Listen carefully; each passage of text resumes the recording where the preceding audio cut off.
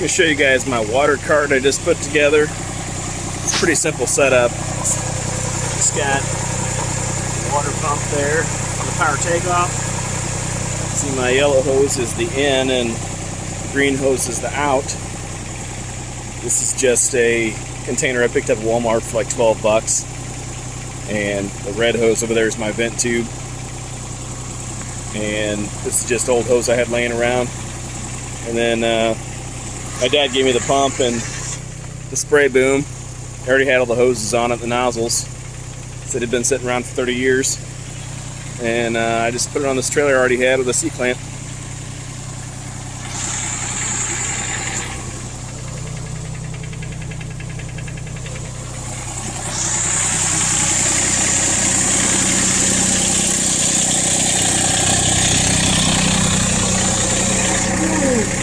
See your spray.